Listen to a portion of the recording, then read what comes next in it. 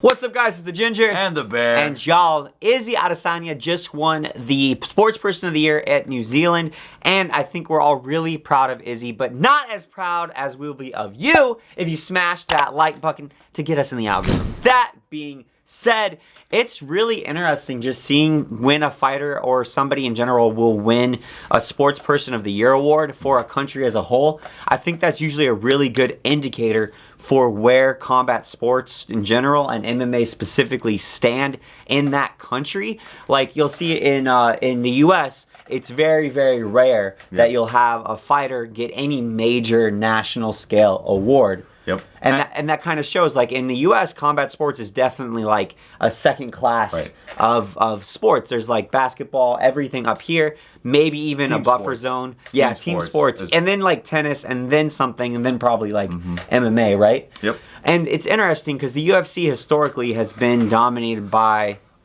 Americans and Brazilians for the most part. And for the first time over the last maybe 3 or 4 years, that's been changing a little bit. Yeah. There's random smodge podge of European countries. And Asian countries too have been showing up.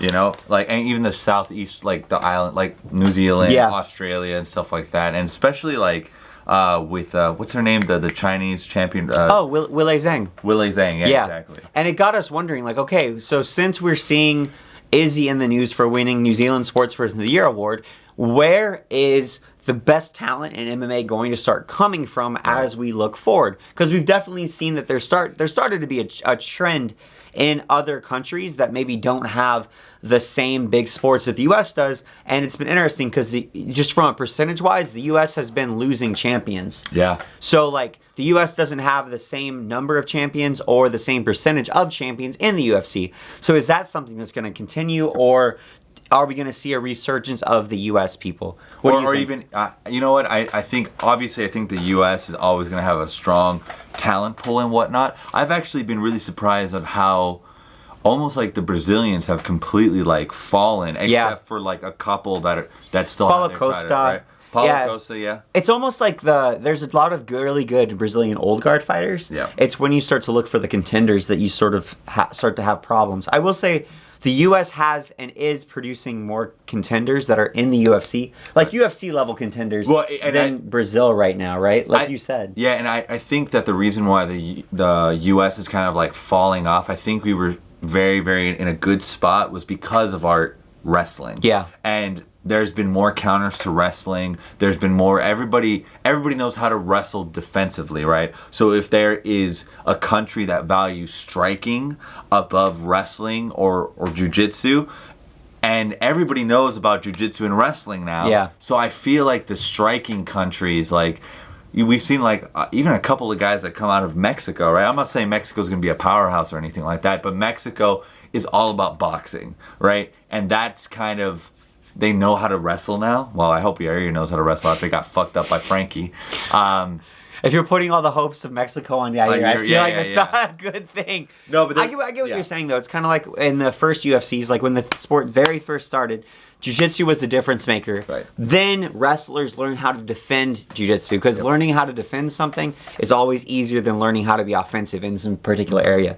And I agree with you. It was like, okay, well, it's first jiu-jitsu, then it was wrestling, and it's kind of gone back and forth with wrestling. Yeah. But I feel like right now it's like, oh, and now there's a higher level of striking that's being brought to MMA that's the difference maker. And I think a lot of champions or very recent champions show this. Have been really good strikers. And even Khabib is a really underrated striker. And just the way that he strikes on the feet to set up the takedowns and the takedowns to set up on the feet. Like, if Khabib had been around like 10 years ago, everyone would have been gaga over his striking. Right, you know? right. And I'm super curious because it's weird. I think that you need to look at like the culture in a country, and if they're going to, like, is the country itself behind the fighters? Because ultimately it comes down to, like, are there kids that are idolizing the fighters, that are watching the fighters, that are hearing adults talk about the fighters? Because that's going to make them go into those sports. Like in the U.S., the biggest heroes for kids and just for the people in general are athletes, and especially I'd say like basketball players are the number one that come to my mind. Right. And so in the U.S., like, basketball players make the most money. Well, basketball players make some of the most money, and then if you're a kid and you're like, oh well, what sport do I want to play? Basketball.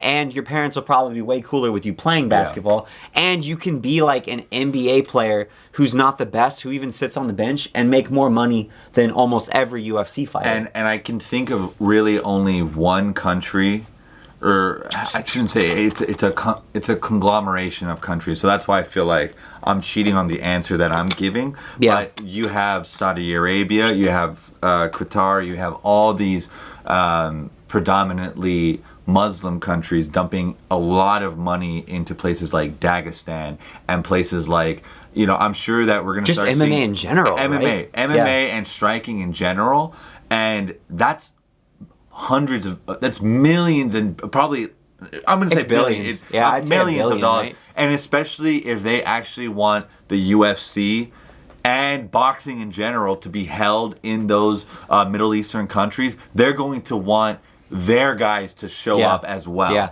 And I think we're going to continue to see this cultivating of Dagestani. Well, Dagestan fighters. has like, it's insane combat sports culture. Like, they don't do other sports really. Yeah. They do wrestling, sambo, and now MMA. Yeah. So like their whole cult, like they have the percentage of gold medal winning wrestlers in their population, it's like actually a percentage, which is just ludicrous, right?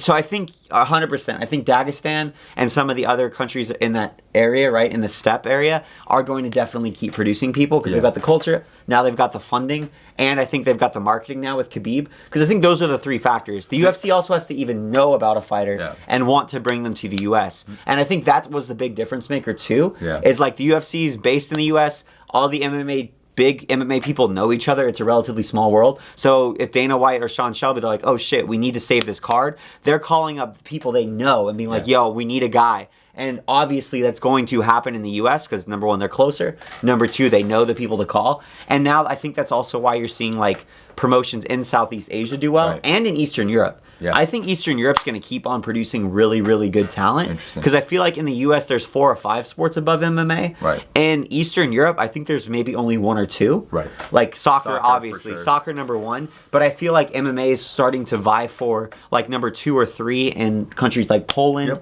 in the Ukraine. And you're seeing UFC fighters come from these areas, and KSW is killing it. And so I think Eastern Europe and Dagestan and surrounding areas in particular are hotbeds. I think New Zealand and Australia have shown incredible potential too, because the people really get behind their fighters and their athletes in a way that we in the US do not get behind our athletes in individual sports, whether that's tennis, whatever. In other countries, people rally behind their athletes so much more when they're individual competitions. They're like, okay, when Conor McGregor's fighting, it's Ireland against the world. And it's like every plastic patty in the US jumping on board too. Absolutely.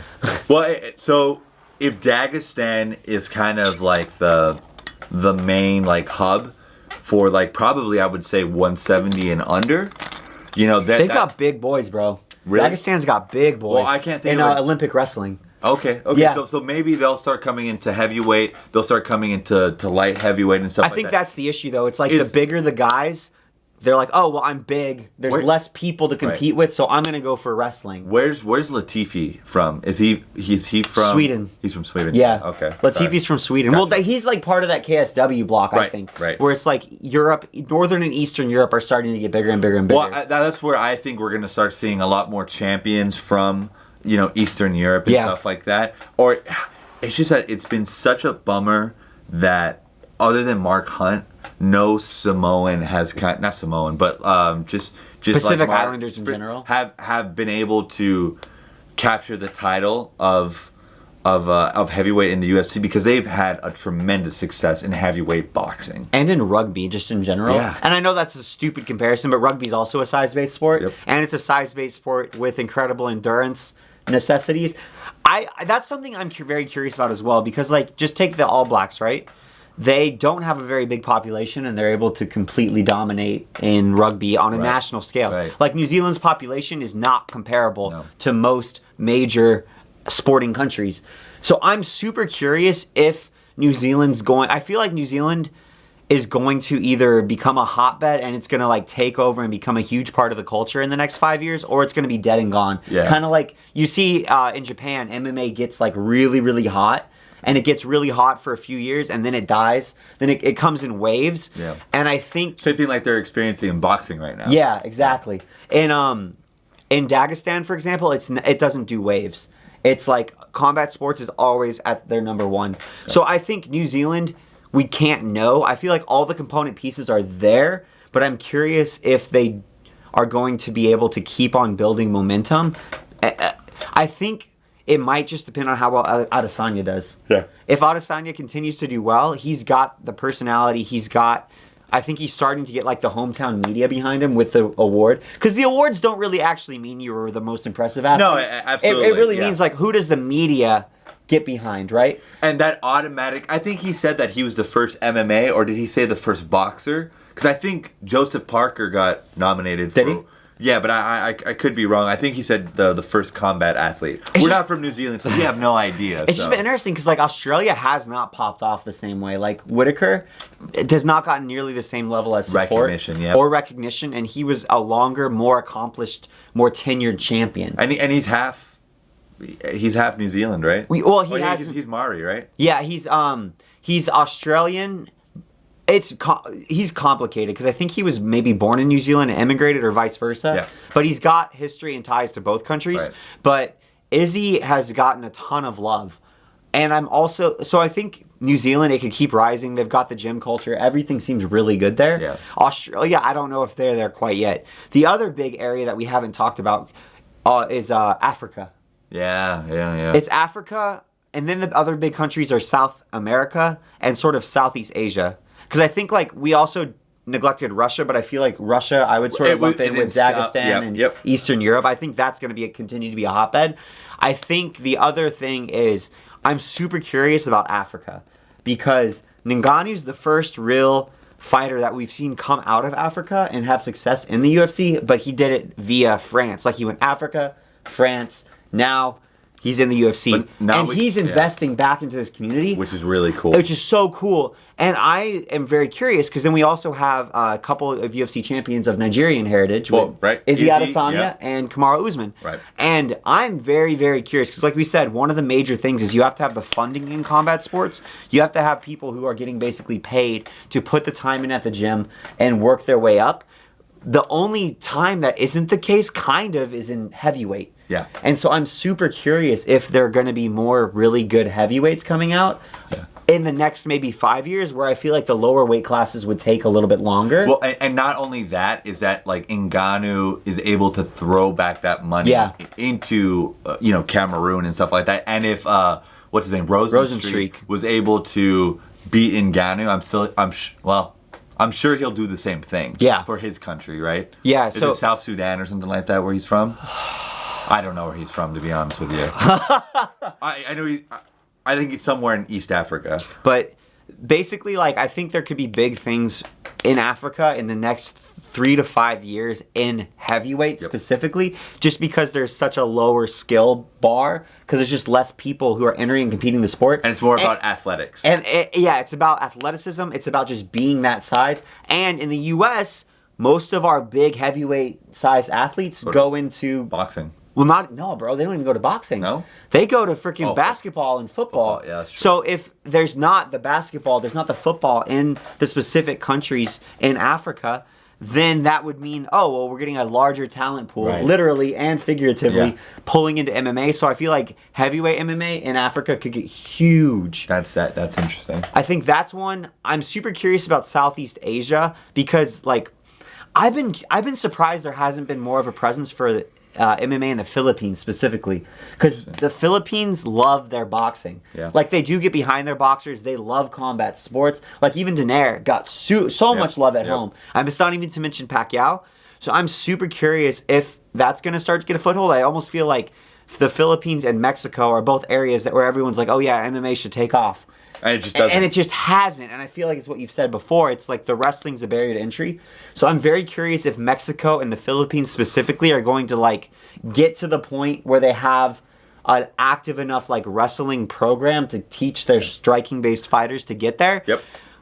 I'm not as hopeful about that. Well, Mexico, and I could probably speak the best on this. Like, Mexico does not value grappling whatsoever. It's all about striking. And so Mexico will always suffer in MMA. There's no, there's no grappling tradition, right? Culturally? There's no, if anybody was born in the U.S., they went to high school, anywhere you go has an option for a wrestling team. Yeah. Right? Folk wrestling, basically. Even in England, right? Like, they didn't have a huge wrestling program, but I feel like culturally they've had, wrestling was a big deal 50, 70 years ago. Yep. Is there nothing with a parallel with Mexico? Well, besides Lucha Libre, right? But that's not. But that's different. That's right. Way that's different, way right? different. Lucha Libre based fighter. Yeah. That would be insane. Those dudes are athletic as hell, though. Yeah. You know what country is always really interesting that why MMA hasn't taken off there is Thailand. Yeah. Well, Thailand's I think, is insane. it the same thing? Yeah, well, I think it's the exact same thing. That would be another good one, though. Thailand, and Philippines, and Mexico. The three countries where you're like, oh yeah, we should have hella good MMA fighters. But they don't. They don't. And it's crazy because I think that so much has been gained from Muay Thai to MMA that it's really a shame that you don't see more competitive Muay Thai guys. Yeah, it's strange, but I feel like it's so Muay Thai focused, almost maybe everything around combat sports is filtering fighters into Muay Thai. And I feel like that's sort of like Mexico too. It's like, oh, you want to be a fighter? Here's all this infrastructure to become a boxer in Mexico. So it's like, oh, well, if I'm a young fighter, I would probably go that easier path, you know? And also, I think that like traditional Muay Thai is not good for MMA if you don't know how to grapple, because you're very narrow, you're very up, and you're just gonna get taken down super easily, which is what I've seen Thai fighters struggle with the most when they try to put their skill set into MMA. The last country I think that we should cover and haven't mentioned is also China. Okay. I'm super curious about China because just with their history in the Olympics, China will put a ton of money and financing behind their athletes if they can see it as a way to dominate on some kind of on an international level, right? And if Weili Zhang continues to perform really well and China sees something there and they see oh, this is really good for China, this is really good PR for China, whatever it is that they see, I could see them starting to really invest in their fighters. And China, a lot of people don't know, has actually a Sambo analog that has grappling and striking called Sanshu. And they also have they've got grappling. They do well in the Olympics in wrestling. Yeah, they do. I mean, they do well in the Olympics in everything. Yeah. But they've got a good wrestling program. They actually have their own wrestling traditions too that haven't even really gotten outside of China. They've just never been good at boxing. I think more than anything, China hasn't wanted, China has a lot of cultural history with martial arts in general. Mm-hmm. So there is a lot of pushback from the Chinese establishment with MMA fighters specifically. And so now with Weili Zhang being a champion, I'm curious if they'll switch that position and see value. And it's this is the world stage. We can have a Chinese athlete succeeding and doing very well and beating other countries. Yeah, I agree. And it's also interesting because I'm sure there's some kind of government funding from Weili Yang or Weili Zhang. Weili Zhang. Sorry, my bad. Usually I'm the one who sucks at names. I'm living my best life over here right now. And I wouldn't be surprised if there is funding because whenever they talk about what style she's from, they always say Wu Cheng or whatever, whatever that. And is. That does market the for the Chinese history, base. The Chinese philosophy of martial arts. So I think basically it's just like a spigot. If they just turn the spigot on, you'll start seeing tons of Chinese fighters flooding ONE FC and all these other Southeast Asian organizations, and then going to the UFC. So I think it's pretty clear that we think that Middle Eastern countries are probably going to continue to be the hotbed. Well, those aren't even. We haven't even covered Middle Eastern countries, really. Well, no, I talked about those are the steppe countries. Well, no. I know what I mean by Middle Eastern countries. I mean Middle Eastern countries are funding into Muslim countries, which is Dagestan. Probably, I wouldn't be surprised if people from Turkey or just Iran has an awesome wrestling program. I wouldn't be surprised. Oh, those are good. Iran and Turkey. Yeah. Well, I don't think any of the. It's the striking. Well, no. This is going to get really political, but the Middle Eastern countries are not going to fund Iraq. Yeah. So I get you. my point is that there's probably wow, this got real political. Anyway, on that Well, that's note, the thing, guys. though. Politics shape what sports becomes, and that's sort of why it's like this is a super interesting conversation. Yeah. So, steps countries, Eastern Europe, and that includes Russia, maybe New Zealand, and then maybe China are our best bets, right? Yeah, I think so. And then maybe something will happen Mexico, Thailand, and Philippines because we'd love to see it. That being said, guys, subscribe for daily MMA videos. I'm the Ginger. I'm the Bear. And we'll see you guys next time. So.